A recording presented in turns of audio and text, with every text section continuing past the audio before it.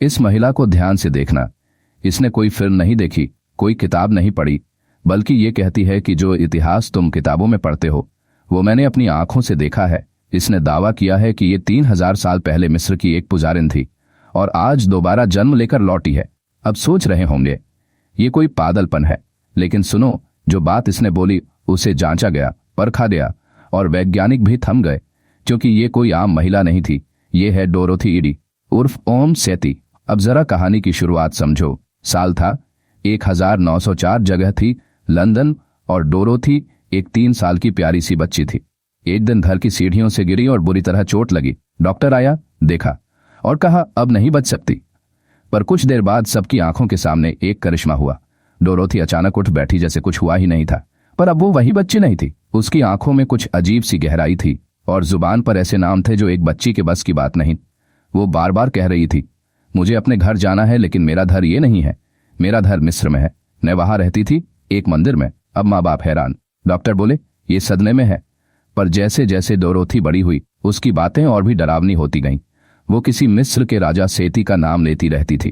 कहती, सेती मुझे प्यार करता था, मैं उसकी पुजारिन थी, लेकिन हमने जो किया वो नियमों के खिलाफ था और मुझे सजा मिली।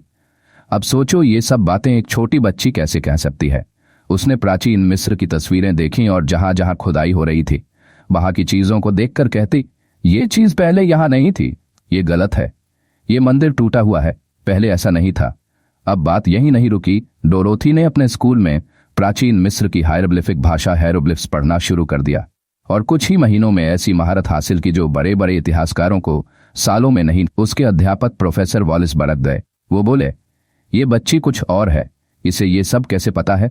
और डोरोथी का जवाब था, क्योंकि मैं वहां थी, मैंने ये सब जिया है, ये मेरा पिछला जन्म था। अब सोचो दोस्तों, एक इंग्लिश लड़की लंदन में पैदा हुई, कभी मिस्र नहीं गई, फिर भी वो मंदिरों के नाम, रास्तों, देवी देवताओं के रीति रिवाज और राजा की प्रेम कहानी तक बताती थी।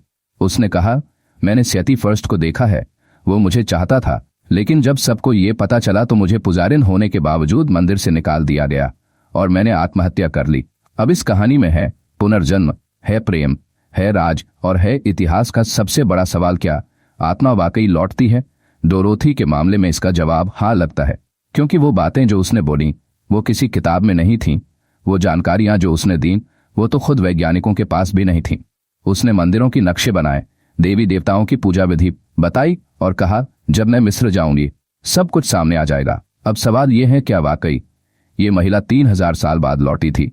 क्या उसका दावा सच्चा था? क्या विज्ञान के सारे नियम उसके सामने फेल हो जाएंगे? तो कहानी का असली धमाका अभी बाकी है, क्योंकि जब वो मिस्र पहुंची तो उस महिला ने वो कर दिखाया जो सैकड़ों वैज्ञानिक मिलकर भी नहीं कर सके।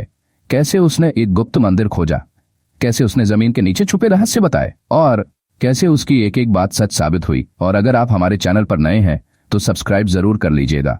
डोरोथी ईडी अब बच्ची नहीं रही थी, अब वो एक समझदार, पढ़ी लिखी महिला थी जिसने मिस्र की पुरानी भाषा, संस्कृति और इतिहास में वो पकड़ बना ली थी जो शायद किसी विदेशी महिला ने कभी नहीं बनाई थी। लेकिन उसके अंदर की बेचैनी बढ़ती जा रही थी।